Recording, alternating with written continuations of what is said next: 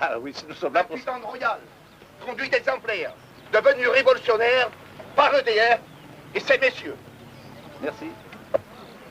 Salut, amiral. Non, administrateur. Vous avez la flotte à Toulon, non? Terrible de voir ça. Non, jetez ça Et d'accord. j'aurais honte d'être à votre place, là. Honte que j'aurais. Vous n'avez pas honte? Non, vous reculez reculez derrière ce alors. alors. À cet âge-là, 70 ans au moins, qu'est-ce que vous faites là? Il est toujours vert alors, hein? On y croyait beaucoup à sa vie. Ça se voit, hein, parce que personne ne serait venu à votre âge là, hein? Certainement Non. pas. Non, non, avec courage! Avec courage! Ce sont des corvées qui sont lourdes. La crème, là, vous remontez sur les rochers de la Pointe du Rhin, avec tous les élites de la Royale, là. Hein? Ils n'ont même pas su éviter un caillou. Il n'a pas lu les gars de Saint-Ouen, le tirer là. Ça vient nous dire qu'on est bon à rien, à nous faire disparaître. Drapeau, oui, il n'a l'air que de ça. J'ai jamais été aussi près des mairies annexes encore qu'aujourd'hui. Et comment, vous ne réagissez pas, messieurs les gardes mobiles, là? Alors, la liberté. Hein, c'est d'ici 5 heures ce soir? C'est à 17 heures le soir que ça remonte. Hein? Là, maintenant, ça ne bouge plus.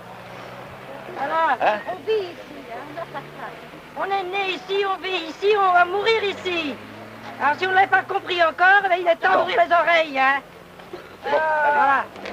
Il se retire quand même. Il a honte sûrement, vieux crapaud.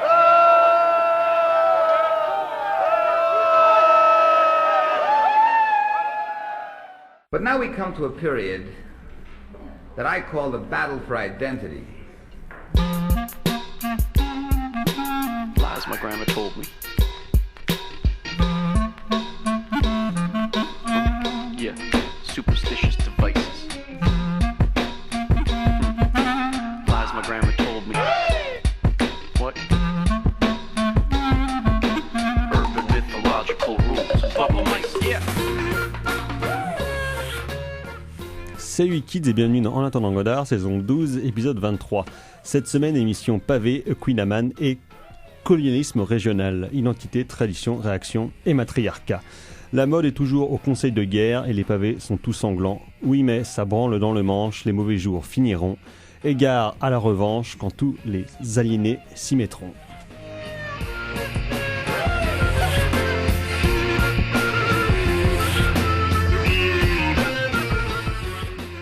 Et oui, vous êtes bien en attendant Godard, l'émission de cinéma Quel est mieux que les autres et ce soir, donc émission spéciale à l'occasion de la ressortie en Bretagne, mais aussi en national à partir de demain du film de Nicole Le Garec de 1980.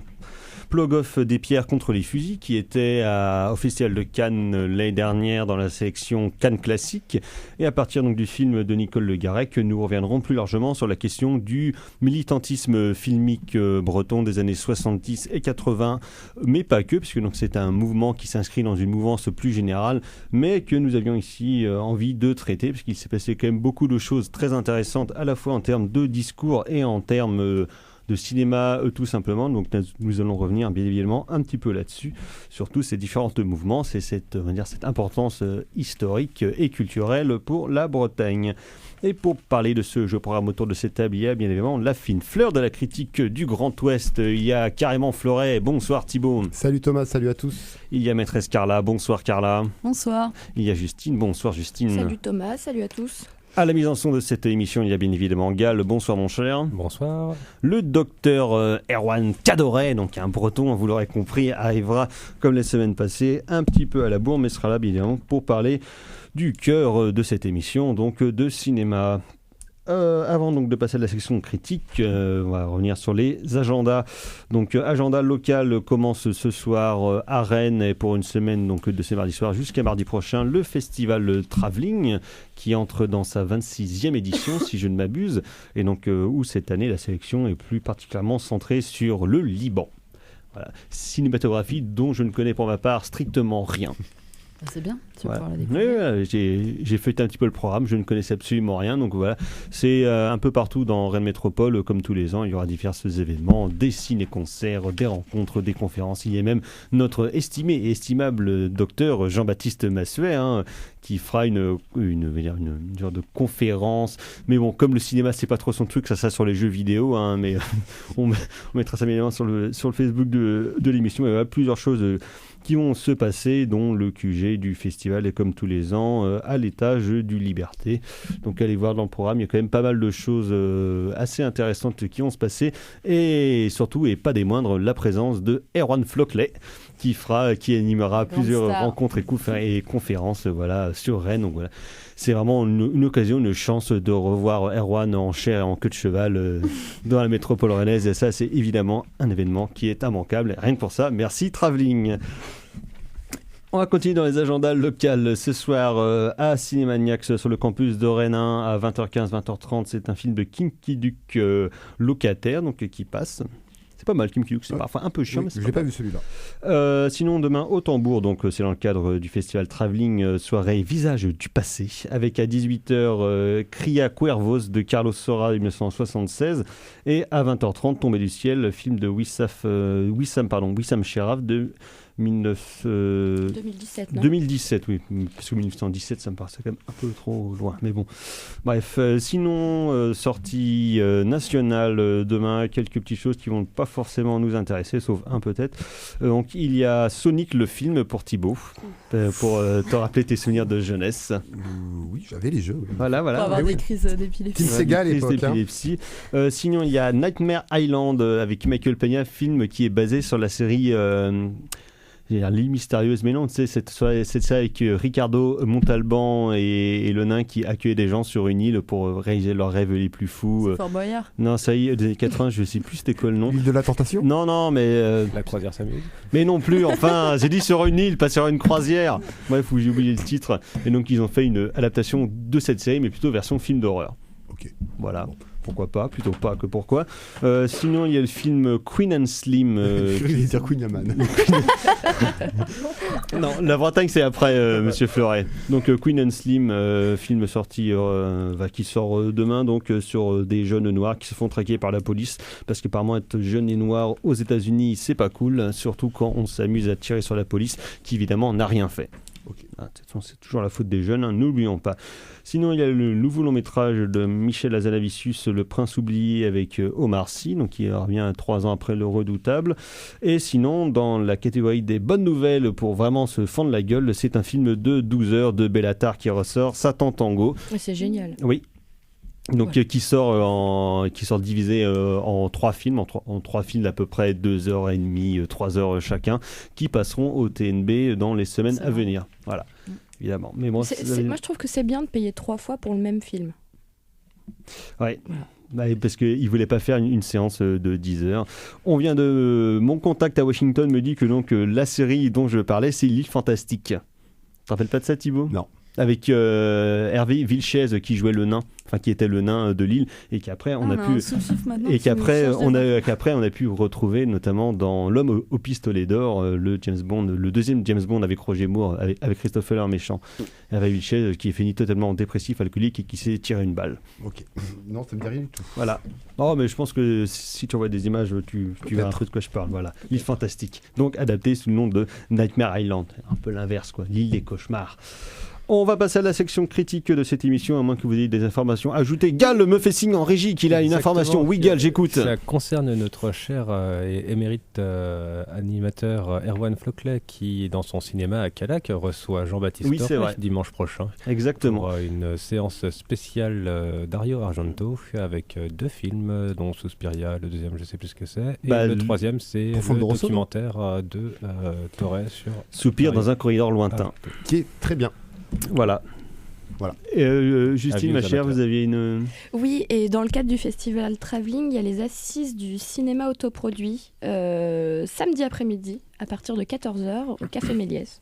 Donc voilà, pour toute la jeune et virulente émergence du cinéma breton, vous êtes conviés au Café Méliès. C'est l'ancienne lanterne, ça, c'est en face des anciens Gaumont. Exactement, c'est ça. Ça fait beaucoup d'anciens dans la même phrase, mais voilà, effectivement. Ils ont un sous-sol qui est pas mal en plus pour faire des concerts, tout ça. Donc. C'est vrai. Donc bref, on va passer à la section critique de cette émission, et donc on va partir du côté Brézou du cinéma, la violence, le pas content, et pour ça on écoute évidemment le meilleur des protest singers bretons.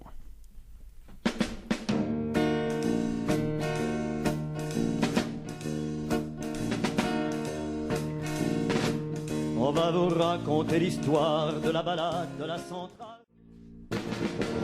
Vous êtes toujours dans En attendant Godard sur Skylab et c'était donc bien évidemment le merveilleux, le formidable, le gigantesque, le grand, l'ineffable Gilles Servat avec la balade de la centrale. Les deux centrales, il va en être question dès à présent avec la ressortie depuis la semaine dernière en Bretagne et demain en sortie nationale de Plogoff des pierres contre les fusils, documentaire signé Nicole Le Garec en 1980 qui, comme je le disais, avait été présenté au dernier festival de Cannes dans la sélection Cannes Classique organisé par Gérald Duchossois, donc documentaire assez culte qui là pour sa ressortie a été augmenté d'une vingtaine de minutes dans une copie d'ailleurs absolument magnifique je trouve, un travail de restauration très très bien mené et c'est un film assez important et quand même vraiment fascinant par plein d'aspects, par sa production, par ce qu'il montre et par la façon dont il a été fait et conçu.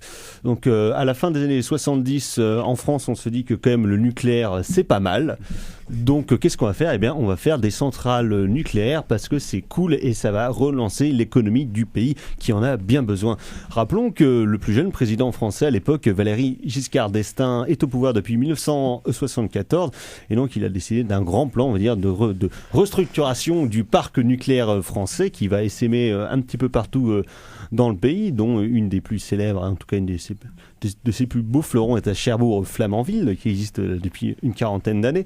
Et donc, bien évidemment, en décidant d'aller installer des centrales nucléaires un petit peu partout, il faut d'abord quand même avoir l'aval de la population. Et donc, c'est ce qui s'est passé à Plogoff depuis la fin des années 70, où donc Plogoff, c'est à la pointe de la pointe du Raz, donc où ils ont décidé que pourquoi pas, on allait mettre une centrale nucléaire là, parce qu'il n'y a pas grand monde à côté, il y a la mer pas loin, c'est pas mal, et de toute façon, si ça pète, ça fera chier que les Bretons. Et les Bretons, qu'est-ce qu'on en a à branler ? Et donc, depuis la fin des années 70, la population de Plogoff et des communes alentours se battent contre le projet. Et au début des années 80, l'État décide de lancer officiellement une enquête d'opinion publique qui durera 6 semaines pour savoir si le projet est viable ou non et si quand même la population est d'accord. Et donc, comme c'est arrivé dans plusieurs cas, notamment à Cherbourg-Flamanville, il y avait aussi des enquêtes d'opinion publique qui ont été menées et bien évidemment, l'avis de la population n'a pas été respecté car c'est ça la démocratie. Et donc évidemment, à Plogoff, ça va pas se passer pareil. Les mecs ont été assez énervés des différentes centrales qui ont essaimé dans le reste de la France et ils ne veulent bien évidemment pas de ça chez eux parce qu'il faut quand même pas déconner. Et donc, qu'est-ce qui s'est passé ? Eh bien, au début du mois de janvier, Nicole et Félix Le Garec, donc qui est son époux, décident d'aller sur place et de filmer un petit peu ce qui va se passer sur cette enquête auprès de la population de Plogoff. Et évidemment, ce qui va se passer va les dépasser, à la fois les Le Garec, le préfet, la police et aussi la population, puisqu'il y aura une résistance qui va s'organiser, qui concernera toute la population de Plogoff et toutes les générations, que ce soit les jeunes, les vieux gauchistes, les droitards, les ouvriers et même les maires des communes environnantes. Et donc évidemment, tout ça va prendre des proportions assez dramatiques et assez énormes où les gardes mobiles nos amis les gardes mobiles vont une fois de plus être dépêchés pour garantir le maintien de l'ordre et la bonne enquête, le bon déroulement de cette belle enquête. Mais comme ça va aller de mal en pis, là c'est carrément nos amis les parachutistes qui vont débouler pour essayer de faire régner l'ordre. Mais bon, bien évidemment, les Bretons sont des sacrés têtus, des têtes de bûche, et donc ça va aller d'affrontement en affrontement et de résistance en résistance. Et donc ce qui nous donne à voir un documentaire où le Garec sont allés absolument partout. Ils étaient que 3. Il y avait il y avait Félix à la caméra, ils avaient un preneur de son et Nicole Le Garec qui gérait un petit peu le tout, qui le chapeautait, qui était la véritable metteuse en scène du film. Et donc les images qui sont données à voir dans le film des Le Garec est assez fascinante et s'inscrit dans un mouvement, on va dire, plus large sur le militantisme breton au cinéma et dans un mouvement culturel de manière générale, sur lequel je pense qu'on peut revenir un petit peu avant de plonger plus dans l'exploration du film Plogoff.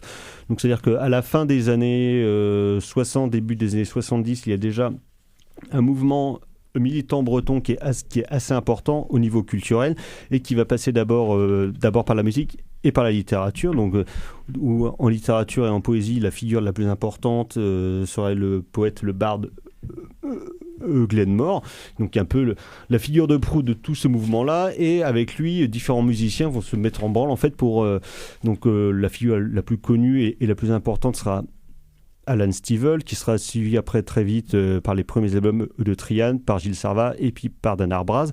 En fait, ils vont faire un petit peu avec la musique celtique et bretonne la même chose qui s'est passé aux États-Unis dans les années 20 et puis les années 30. C'est tout un retour sur la tradition et sur le folklore breton, et pour justement la remettre en valeur, remontrer un peu à la fois son importance musicale, esthétique et parolière, dans un vrai mouvement qui va prendre beaucoup d'ampleur. Ça peut être de ce moment-là de ce qu'on appelle la renaissance bretonne, en fait, qui va remettre sur le devant de la scène de manière des traits caractéristiques et des traits culturels qui a un peu tendance à passer à l'as du fait de la politique française de vouloir absolument défoncer toutes les particularités et tous les régionalismes. Ça se passera en Bretagne, mais aussi en Occitanie, au Pays Basque, en Corse. Et donc, il y a une certaine prise de conscience de particularismes régionaux qui vont émerger, donc via la littérature et via la musique. Et après, cela va se transmettre quand même au fur et à mesure, mais petit à petit, par le cinéma, dans l'après mai 68. On va avoir plusieurs cinéastes, ou en tout cas des collectifs de cinéastes qui vont se mettre en place. La figure la plus importante dans le militantisme breton, le militantisme même au cinéma en France de manière générale, ça sera René Vauthier, qui commencera par des films sur la guerre d'Algérie, on va dire sur le colonialisme français sous toutes ses formes et dans tous les pays, que ce soit Indochine, en Afrique et après dans les différentes régions de France métropolitaine. D'ailleurs, au passage, Nicole Le Garec a travaillé avec René Vauthier en tant que script. Elle a travaillé comme script et comme assistante et comme coréale sur plusieurs des films de Vauthier. Ils en avaient fait notamment un en 1974 qui s'appelle La Folle de Toujane, donc un film qu'ils avaient co-réalisé, qui était interprété par Gilles Servat. Gilles Servat qui joue un instituteur breton qui est envoyé dans les colonies françaises en Tunisie, pour propager la bonne parole de l'État français. Sauf que à Toujane, donc ce petit bled de Tunisie, Gilles Servat va rencontrer la folle du village, qui va lui faire prendre conscience en fait de toute l'horreur de la colonisation française en Afrique de manière générale. Et quand il reviendra au pays, en Bretagne donc, il verra en fait que la situation est absolument la même, que toute la paysannerie bretonne et toute l'industrie bretonne est en fait mis au pas du régime français, et que tout un lot de traditions séculaires et presque ancestrales est totalement passé à l'as pour justement aseptiser et amenuiser tous les particularismes des campagnes françaises, bretonnes, occitanes, basques, etc., etc. Et donc, il sert de mener un mouvement de résistance. Mais évidemment, ça ne se passera pas comme prévu, parce que la force de frappe de l'État français est évidemment supérieure à celle des régions, et en tout cas des personnes qui essayent de résister. Histoire classique. Oui, juste pour revenir un petit peu, alors on n'aura pas assez d'une heure pour refaire toute l'histoire du cinéma militant français et l'histoire du cinéma militant breton, mais juste pour revenir sur l'importance de René Vauthier, donc avec Nicole de Garec, donc ils ont travaillé ensemble, mais René Vauthier est extrêmement important. Tu l'as dit, dans son anticolonialisme, avec des films aussi importants que J'ai 8 ans, donc un court-métrage qui est absolument magnifique, qu'il a co-réalisé, et surtout avec Afrique 50, et c'est un gage de qualité. Le film a été censuré pendant plus de 40 ans. Comme à peu près la moitié des films de René Vauthier, qui est un film absolument exceptionnel, dont la diffusion a été très restreinte. Mais Vauthier est hyper important à plusieurs titres. D'une part parce qu'il a amené, donc dès 62, il a écrit un manifeste qui s'appelle le Manifeste pour un cinéma parallèle, qui pose un petit peu les bases de ce que va être le cinéma militant français, et qui va poser les bases à ce qui va être après les états généraux du cinéma en mai 68. Mais en fait, tout part d'un texte qui est très très court et qui rappelle en fait que le cinéma doit être au service du peuple, que aussi fuck off le peu de moyens et le peu de financement. Il faut y aller, on prend la caméra au service du pour et par le peuple. Donc ça c'est extrêmement intéressant et aussi on s'empare de tous les sujets. Ce texte-là, c'est vraiment un tout petit texte qu'on peut trouver sur internet, est extrêmement important. Voilà, Erwan vient de se casser la gueule. Des gamers mat et Erwan, bienvenue dans Godard. Bonsoir. Donc voilà, c'est hyper. Ce texte est c'est, au-delà d'être légendaire, ce texte est théoriquement hyper et historiquement hyper important. D'autre part, Vauthier, en plus d'avoir travaillé avec Nicole Le Garec, a également chaperonné, a également bossé avec d'autres grands cinéastes français, notamment Chris Marker. Il a aussi bossé pour les groupes Medvedkin, notamment avec Classe de lutte. Il a bossé sur Loin du Vietnam, qui est vu généralement comme peut-être le geste cinématographique initial du cinéma militant tel qu'on peut l'entendre. Bon, je ne serai pas là, mais voilà, c'est pour. J'ai du mal à m'en remettre. Non, mais effectivement, et surtout Vauthier, pour terminer un petit peu la mise en perspective, ou du moins de rappeler en fait son importance, c'est que il a aussi filmé en fait ce qui s'est passé par rapport à la marée noire liée à l'Amoco Cadiz, au naufrage de l'Amoco Cadiz, qui est un film absolument magnifique qui s'appelle Marée noire, colère rouge. Et qui rappelle en fait comment la Bretagne a pu se faire avoir, ou s'est fait avoir, ou a pu se faire avoir avec Plogoff. En termes de grande politique énergétique, il faut remettre la France à l'endroit, et en fait comment elle a payé les pots cassés. Dans Marée Noire, Colère Rouge, elle a payé les pots cassés au travers de mensonges d'État et médiatiques absolument inouï. Le film est construit en un système d'antithèse où il y a la parole étatique qui est mise en exergue avec des images que Vauthier a lui-même filmées, donc ça c'est assez passionnant. Et en fait du coup le film, je trouve, peut se mettre en parallèle avec Plogoff, parce que finalement qu'est-ce que Plogoff, si ce n'est finalement que le retrait de Marée Noire, Colère Rouge. Donc voilà, les films dialoguent un petit peu, parce que Plogoff aurait pu avoir une suite qui se serait appelée... Sur Vauthier, de toute façon, on y reviendra, mais au début des années 70, donc après sa grande période de films sur les colons au Maghreb, il crée le UPCB, Unité de Production Cinématographique Bretagne, où justement là il va vraiment revenir au pays et vraiment travailler sur la question de l'aliénation des régionalismes, et il va beaucoup travailler, donc il fera beaucoup de films en Bretagne et sur des événements bretons, on va dire, que ce soit des documentaires sur Alain Stivell, sur Gilles Servat, sur Glenmore, il y a aussi Quand les femmes ont pris la colère, donc sur la marée noire de l'Amoco Cadiz, des films sur le Conquête, tout ça, il va vraiment travailler là-dessus, et c'est lui un petit peu justement qui met le pied à l'étrier à Nicole Le Garec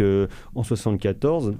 Et en 75, parce qu'il co-réalise aussi un film sur Valérie Giscard d'Estaing, Quand tu disais Valérie, et après elle part en fait elle-même, et c'est là qu'elle fait en 1980 sur Plogoff, des pierres contre les fusils, sur lequel on va revenir maintenant, et on reviendra un petit peu après sur d'autres films du militantisme breton, notamment des films de Jean-Louis Le Tacon et du collectif Toreben, et on va dire l'incursion de Pierre Perrault, donc le cinéaste québécois sur le continent breton. Mais pour revenir un petit peu sur Plogoff, Thibaut. Oui, en fait, ce qui est intéressant avec le travail de Nicole Le Garec, c'est qu'il y a un glissement en fait de l'utilisation de la caméra. Autant René Vauthier filme ces sujets qui deviennent personnages à part entière et qui leur donnent bien entendu toute leur humanité. Autant avec Plogoff, et peut-être un peu avant avec Voici la colère bretonne de Jean-Louis Le Tacon, pardon. C'est qu'on va rentrer dans une espèce d'héritage de films qu'on a pu voir notamment à mai 68, avec notamment le magnifique Oser lutter, oser vaincre, dans une espèce de caméra de combat en fait. On va aller directement au front, et Plogoff va aller au front. Le Tacon appelait pas de la caméra au point, mais de la caméra à la paluche. C'est-à-dire que vraiment, il rentre dedans, et c'est pour ça que dans Plogoff, donc il y a plein à la fois des scènes de meeting, mais vraiment des scènes d'action directe qui sont faites par le peuple Plogoff, et notamment donc des scènes de manifestation et des scènes de combat avec les gardes mobiles et les parachutistes qui sont filmés comme des films de guerre, quoi. Vraiment un truc pris sur le vif. C'est quelque chose qui est propre au cinéma, en tout cas militant, ce dispositif comme ça d'alternance de plans de manifestation, de plans de parole. Et d'ailleurs, ça me rappelle ce film dont on avait parlé à propos de mai 68. Les Révoltés. Voilà, c'est ça. Et c'était vraiment extrêmement intéressant, parce que c'était vraiment l'idée de prendre le temps de donner la parole aux gens à travers ces gros plans, et c'est quelque chose qu'on retrouve aussi dans Plogoff. est quelque chose qui semble être propre à ce cinéma, d'une captation du direct, mais comme tu le dis, un cinéma vraiment engagé. Et je trouve que là, ce qui est intéressant, c'est la posture que prend la réalisatrice. On la voit même au sein du cadre, à un moment donné, prendre un peu d'assaut comme ça les manifestants et aller leur poser des questions. Et c'est vrai que c'est assez révélateur, je trouve, la manière dont on voit le dispositif. En fait, il est visible. Et d'ailleurs, comment est-ce qu'elle met en scène aussi le dispositif que mettent en place les policiers qui filment eux aussi. Et ça m'a fait penser à ce film de Nicolas Klotz et Elisabeth Perceval qu'ils ont réalisé il y a 2 ans, je crois, l'Heroic Land, la frontière brûle, où aussi ils reprennent un peu cette posture-là du cinéma militant par leur engagement aussi auprès des migrants, où ils filmaient aussi de la même manière. Et vraiment presque des plans similaires, à se dire, ils ont vu ce film, où ils filmaient également les policiers en train de filmer les journalistes. Et il y a un jeu comme ça qui s'instaure. Et je trouve que finalement, c'est ça un peu qui fait... C'est le dispositif, en fait, qui est intéressant. Parce que dans Plogoff, ce qu'il faut savoir, c'est qu'il y avait une vraie... c'était une scène de guerre, et que voilà, la caméra va rentrer dans le champ dans le lard, quoi. Elle va rentrer dans le champ, et ça, c'est extrêmement intéressant. On pourrait peut-être en débattre, mais peut-être plus tard, sur un petit peu les similitudes qu'on peut trouver entre la manière de filmer, donc un héritage lié au filmage de mai 68, mais qu'on peut trouver en fait finalement avec ce qu'on retrouve actuellement. Alors je passerai au-delà des lacrymos et de l'hélicoptère que tous les Rennais connaissent bien, mais voilà, ce qu'on appelle trivialement, j'aime pas du tout ce terme, mais le riot porn. Et voilà, faire les liens un petit peu, ou essayer de trouver les trucs de Taranis, tout ça. Voilà, mais essayer de trouver un petit peu des points d'accroche, des similitudes ou des différences, peut-être même ontologiques à ce niveau-là, entre cette manière de filmer et cette manière qu'on trouve actuellement, qui pourtant est la même, c'est-à-dire qu'on va rentrer dans le champ, on va avec dans la manifestation, dans la zone de guerre, je mets guerre bien entendu entre guillemets.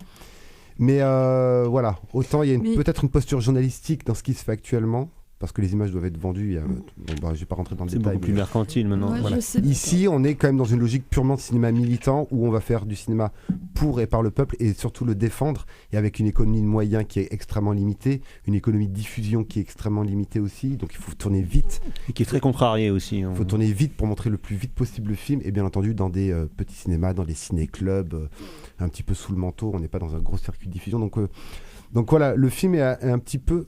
ce film, Plogoff, en fait, même s'il est filmé en 1980, en fait, fait le lien avec plein de choses qui sont passées dans le passé, qui se passent actuellement. Et en ce sens-là, au-delà du combat même et de l'immense qualité du film, c'est qu'en fait, il nous fait réfléchir sur tout un spectre, sur peut-être... j'ai du mal à faire le calcul de tête, mais 60 ans de cinéma militant. C'est extrêmement intéressant. Mais en fait, moi, il se trouve que le film Plogoff, moi, je l'avais jamais vu, ce film-là. Mais le truc, c'est que l'histoire de Plogoff, moi qui viens du 29, alors je viens pas de la région de Plogoff, je viens de Quimper, mais moi qui suis né en 79, et ma maman était partie manifester à Quimper et tout ça, donc elle a pris les lacrymos et tout, donc c'est assez rigolo parce que je cherchais sur les images voir si je voyais pas ma maman des fois, mais je l'ai pas vue. Et puis surtout, dans les gens qui sont là, il y a plein de parents de potes, en fait. Moi, je sais qu'ils étaient là, enfin, dans la manif à Quimper, là, tout le truc avec le tribunal, avec les inculpés et tout ça. Enfin, moi, c'est toujours un peu bizarre de voir les endroits où tu as vécu. Et il y a 40 ans, quoi, et de se dire que tu as l'âge des images que tu regardes. Donc, c'est toujours un peu étrange, quoi. Mais ce qui, moi, m'a vraiment... qui m'a assez fasciné, quand même, dans le film, c'est qu'effectivement, je veux dire, ce film-là, c'est complètement du cinéma militant des années 70 en termes de dispositifs, effectivement, en termes d'investissement de l'équipe de filmage et de l'équipe de tournage et tout ça. Mais ce qui, moi, me terrifie, c'est de voir à quel point, effectivement, le régime des images n'a pas changé. Mais il n'a pas changé parce que le cinéma militant n'aurait pas évolué. Il n'a pas changé tout simplement parce que les instruments de manipulation et de répression sont exactement les mêmes qu'il y a 40 ans. Et c'est là qu'on se rend compte qu'il y a la technologie. Les uniformes des gardes mobiles ont changé. Ils sont plus en basket maintenant. Voilà, mais par contre, cette espèce en fait, c'est ça le truc, c'est que ce que montre Plogoff, ça montre exactement la situation, à mon avis, dans laquelle on est maintenant, c'est-à-dire que ça montre un pouvoir qui gouverne contre ses citoyens. Et je dis, alors moi le terme de peuple me gêne toujours un peu parce que je préfère le terme citoyen. Pour moi, c'est quelque chose de plus républicain dans le terme citoyen. Le terme de peuple, c'est toujours quelque chose d'un peu vague, d'un peu abstrait et d'un peu romantique qui camoufle le fait que le peuple il peut être carrément stupide aussi, hein. Je veux dire, ça peut lui arriver. Parfois il a raison, puis parfois il dit de la merde, quoi. Il fait de la merde. De ce point de vue-là, je suis plutôt languien, moi. Je suis plutôt frislang, moi, de ce côté-là. Mais par contre, voilà, là où moi, et je trouve que Plogoff se joue là-dessus. Pas sur le peuple, mais sur les citoyens, parce que quand on voit dans le film, il y a quand même beaucoup de mères avec des écharpes tricolores, il y a plein de plans sur des drapeaux, il n'y a pas contrairement à ce qu'on pourrait penser, même si la dimension identitaire est forcément un peu présente, les gens parlent breton, enfin il y a une espèce de particularisme, voilà, de la pointe du rat, mais c'est pas un film d'indépendantiste, c'est pas un combat d'indépendantistes bretons, c'est un combat de citoyens français. Alors peut-être ou les deux, ou alors les deux en même temps. Voilà. Il le rappelle autant dans l'un le que film, l'autre. c'est qu'il y a la catastrophe aux États-Unis de Three Mile Island, ouais.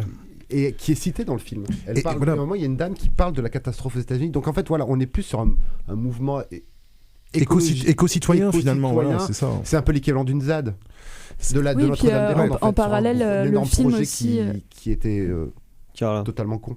Non, mais en parallèle, c'est vrai que le film fait référence aussi à ce qui se passe en même temps et ce qui va se passer après au Larzac. Et moi, ce que je trouve assez génial dans le film, dans ce que tu dis, Erwan, c'est que il montre tout, en fait. Il montre les dialectes bretons et en même temps les gens qui parlent français et comment tout se cristallise autour de ce problème et finalement comment est-ce que cette centrale va faire émerger en fait une autre manière de penser les choses. Et puis il y a une unité, c'est ça aussi le truc, c'est qu'il y a une unité citoyenne moi dans ce film-là. C'est-à-dire que ce qu'on appelle le peuple, c'est pas les classes populaires dans le film.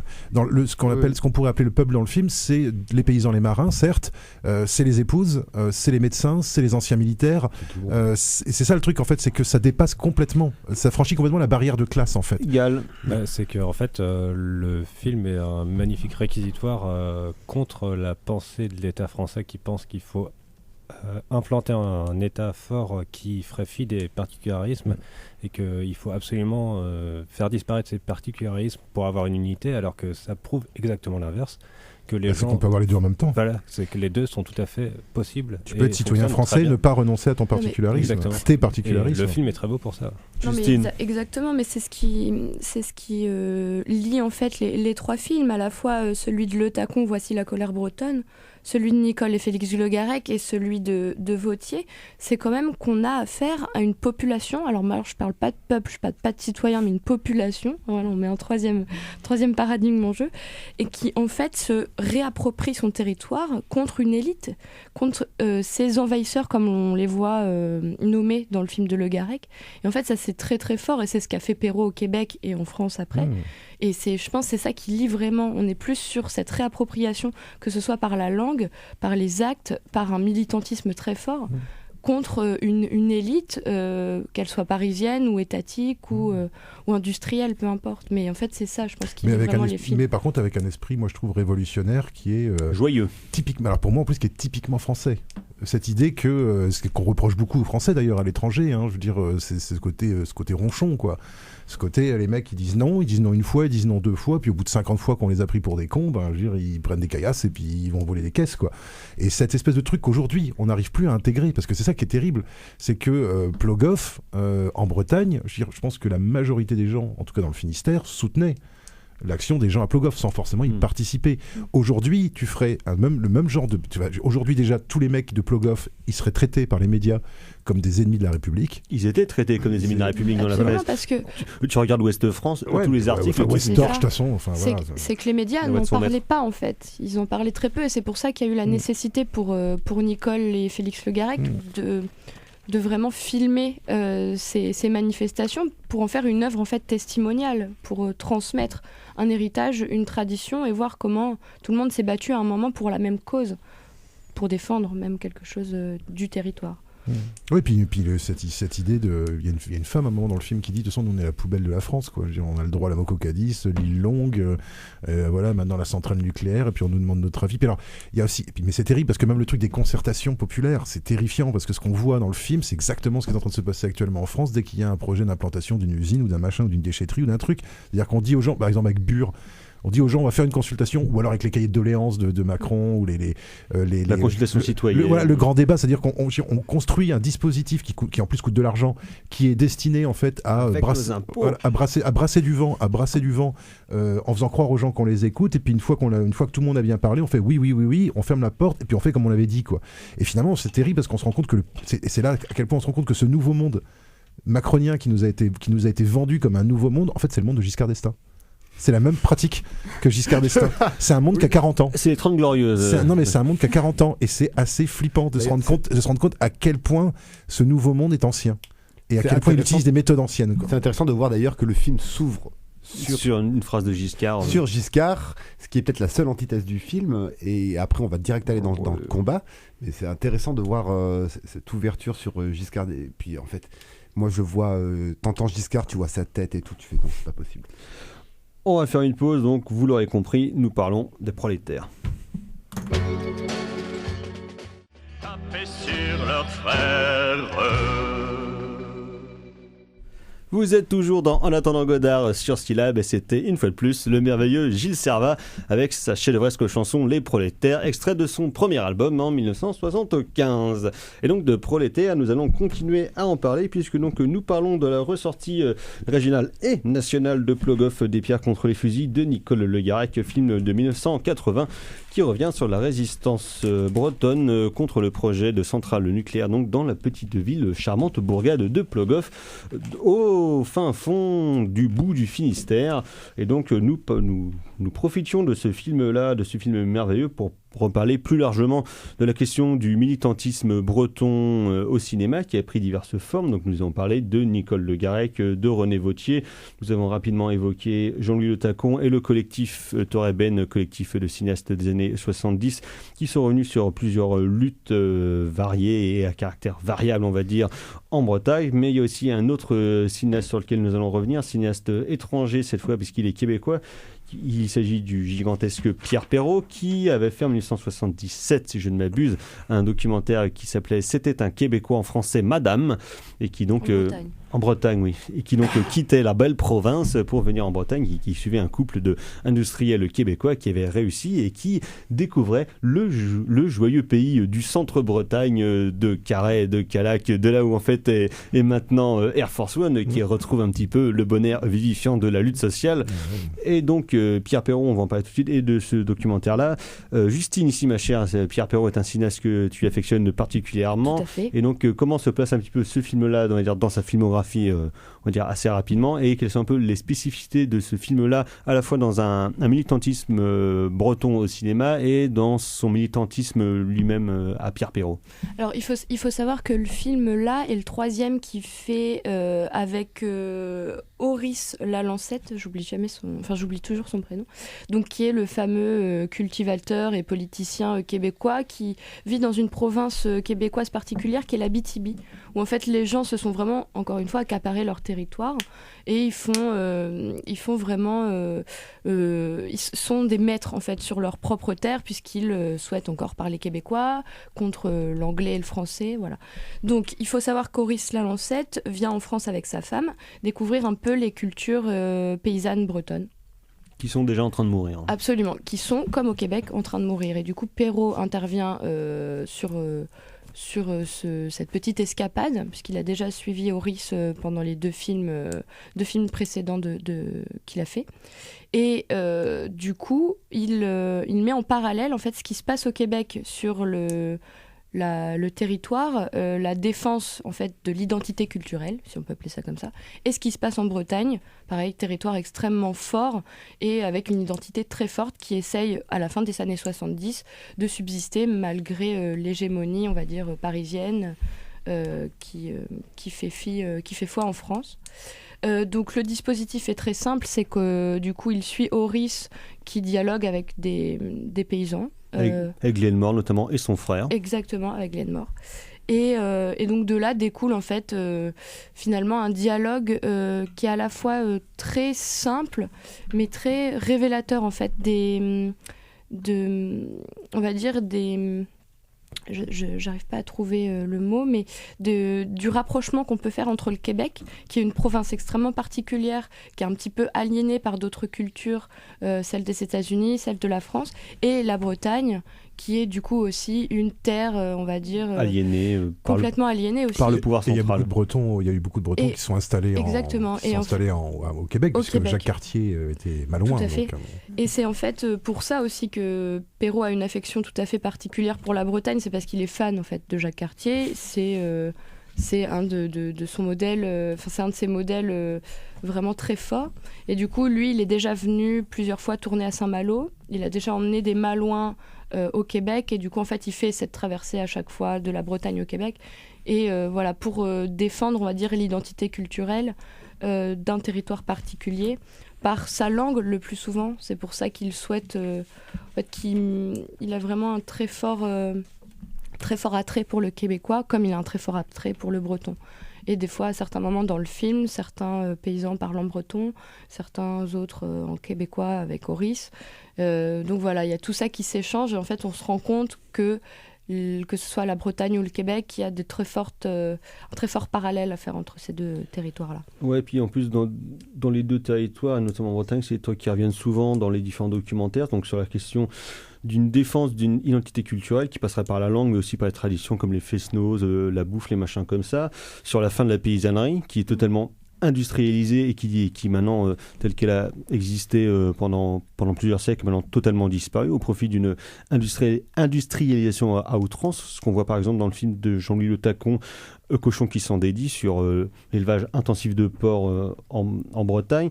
Et ce qui m'intéresse aussi dans les différents documentaires et formes de cinéma qu'on peut voir, c'est que toutes ces genres de révolutions, en tout cas de prise de conscience, à l'inverse d'un événement comme mai 68, n'est pas décidé et n'est pas mené par des bourgeois, mais justement par des classes populaires. Ça peut être certes des élus, des maires, des machins comme ça, mais ça vient quand même plutôt souvent des franges basses de la population qui vont mener les différents mouvements. Et c'est pour ça que je trouve que ce sont souvent des mouvements qui s'intéressent et qui parlent beaucoup plus aux personnes dont ils sont supposés parler. À l'inverse, par exemple, des films du groupe Dziga Vertov, donc de Gorin et Godard, qui ne parlaient pas du tout aux ouvriers ou aux personnes qui étaient supposées représenter, mais qui au contraire parlaient plus à des gens qui étaient de classe populaire un peu supérieure, un peu aisée, un petit peu éduquée, parce que c'était une forme de cinéma qui était beaucoup trop violente en termes formels pour pouvoir parler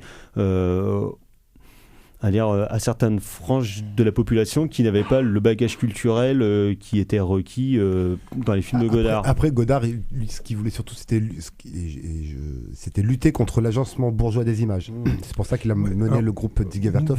Et du coup, il y a beaucoup de jeux là-dessus, beaucoup de jeux à ce niveau aussi. Moi, je serais quand même un peu plus mesuré sur cette vision de la paysannerie bretonne, parce que je trouve que qui est un peu idyllique. Et qui correspond à une période de l'histoire, qui est les années 50-60, qui est la période de l'exode rural, et qu'on pourrait appliquer finalement à d'autres régions, même si la Bretagne en est peut-être un des exemples. Non, mais je disais, aux Pays Basques, en Occitanie. La question de les paysans qui seraient le peuple contre les bourgeois de la ville, en Bretagne, ça tient, mais ça tient que dans une certaine mesure, parce que si tu considères qu'au XVIIe siècle, par exemple, dans toute la région de Brest, il y a une vraie bourgeoisie rurale qui s'est créée, notamment par la culture du chanvre, par la culture du lin. Et quand vous allez dans le nord-ouest de la Bretagne, vous allez notamment dans la région qu'on appelle la région des enclos paroissiaux, donc au nord-ouest des Monts d'Arrée. Vous regardez la gueule des églises, vous regardez la gueule des calvaires, il y avait du fric à plein, à balles. Ah bah donc, c'est le Léon, ils sont connus pour ça. Hein. Donc l'idée, mais même les bigoudins qui sont aussi connus pour leur avarice légendaire, mais qui disent que c'est les Léonards qui sont avares et pas eux. Mais enfin, les Juifs de l'Ouest, voilà, c'est ça, les Juifs de l'Ouest. Alors c'est bien, on va avoir des ennuis. Tiens. C'est pas moi, hein, c'est des gens du coin. Mais c'est vrai que l'image qu'on a des Bretons dans les années 60, que ce soit dans la musique, que ce soit dans les arts populaires, moi je pense qu'il faudrait quand même faut être assez nuancé, parce que ça, moi à mon avis, ça a donné aussi lieu à des choses, notamment à partir des années 80-90, que moi j'ai vécu en tant que finistérien. Ça a donné lieu à des espèces de fiertés locales qui n'étaient plus des fiertés de défense de l'identité locale, mais qui devenait en fait un moyen de stigmatiser les autres comme n'étant pas du coin, entre guillemets. C'est le glissement vers le nationalisme, voilà. Comme il y avait déjà eu dans les différentes mouvances bretonnes. Et le FLB, tout ça. Début du XXe siècle, le FLB. Je pense que ça mériterait d'être discuté. Le BZN pendant la guerre. Parce que voilà, le fait de s'inspirer des mouvements d'extrême gauche en disant on va faire du terrorisme parce qu'on est, on est victime d'un ethnocide, moi, qui est un truc quand même que j'ai entendu moi toute ma jeunesse, l'ethnocide breton. Oui et non, quoi. C'est ça le problème, c'est que c'est un peu plus compliqué que ça en fait dans la réalité. La langue bretonne, la langue bretonne telle qu'on la connaît aujourd'hui, c'est une langue qui a été fixée il y a à peu près 150 ans. Donc c'est pas la langue millénaire des Celtes qu'on nous a vendue. La musique bretonne, c'est une musique qui est assez récente, la gavotte, tout ça. Et je dis pas qu'il y a pas des trucs qui viennent de loin, mais je dis simplement que, et puis la présence française, l'influence de la France sur la Bretagne, elle est présente depuis le XVIe siècle, dans l'art, dans la musique, dans plein de choses. Donc le métissage franco-breton, en fait, et ça fait chier les Bretonnants, hein. Je veux dire, ça a toujours fait chier les Bretonnants. Il n'y a pas une identité bretonne qui soit une identité qui soit pure de ce qu'il y a autour. Et notamment pure de l'influence française. Et ça, c'est pour ça que moi je trouve que autant ces films-là, c'est pour ça que moi j'ai apprécié que Plogov soit pas un film régionaliste. Parce que je trouve que le régionalisme comporte parfois une part de caricature. Et aucun de ces films d'ailleurs, Vautier non plus d'ailleurs. Ah non, le Tacon je connais moins. Voici la colère bretonne. Alors peut-être il y a un travail sur la bande son en fait qui est fait où on voit des chants bretons en fait qui sont mis en exergue. Il y a 2-3 drapeaux qui se baladent par-ci par-là, mais voilà. Il y a toujours un drapeau breton dans toute manif, Thibaut. C'est comme les matchs. Et mais voilà. D'un coup, je regardais un concert d'Arctic Monkeys en Angleterre. Il y avait un. Évidemment. Bon, Parce qu'il y en a toujours. Passons. Mais voilà, il y a un travail sur la bande son à ce niveau-là, mais voilà, c'est pour lier un petit peu. Ce que disait Thomas, un militantisme cinématographique, ouvrier.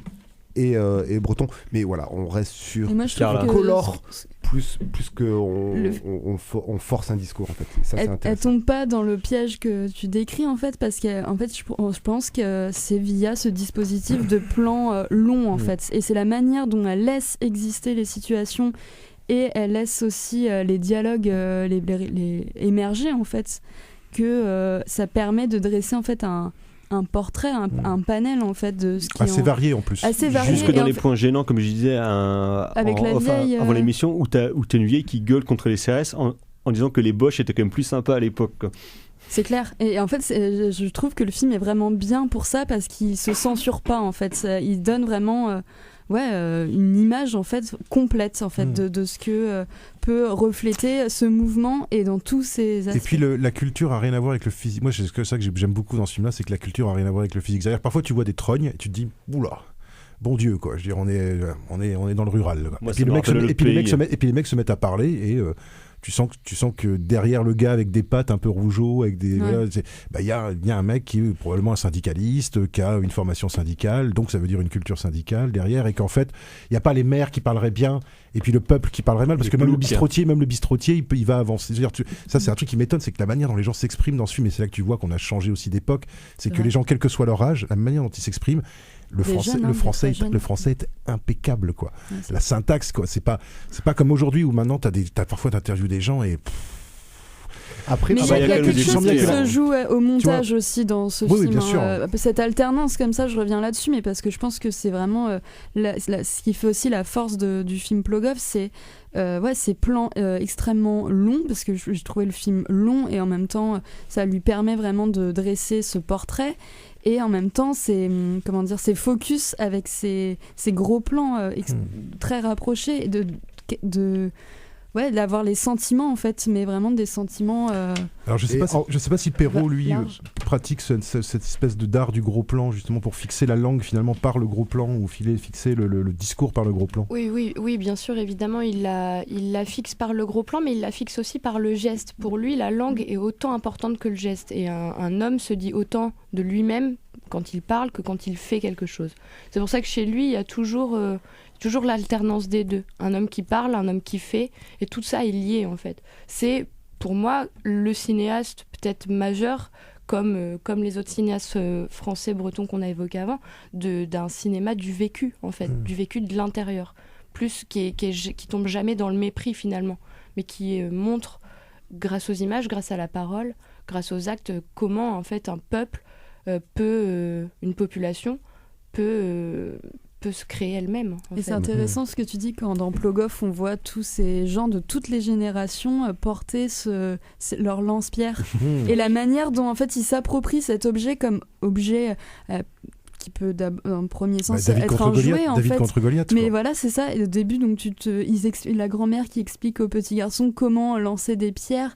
Donc on passe du jeu en fait, l'objet, tout ce qui symbolise dans le jeu et l'objet de revendication et comment est-ce qu'ils s'en emparent comme des croix anti-satanistes. Et toujours de manière assez rigolarde aussi, hein. Ça c'est assez caractéristique aussi c'est plein de bonne humeur des vieilles bretonnes. Du militantisme breton, c'est espèce de côté, ce côté. Et la place des femmes aussi est extrêmement importante. Justement, moi je voulais finir là-dessus, c'est que de manière générale, comme dans les mouvements militants bretons, et ce qu'on voit beaucoup dans les docs, c'est l'importance du matriarcat et de la place des femmes. Parce que j'ai dit plusieurs fois, mais souvent les mecs, c'est eux qui sont envoyés pour aller péter la gueule, finir en tôle, genre pour les faire péter des trucs, pendant que quand même les meufs derrière, elles réfléchissent et elles pensent comment organiser tout ce merdier, quoi. Et c'est un truc qui est assez prégnant dans la culture bretonne sur l'importance de la femme et du matriarcat au détriment des hommes qui en fait sont les mecs qui sont envoyés pour aller faire le boulot.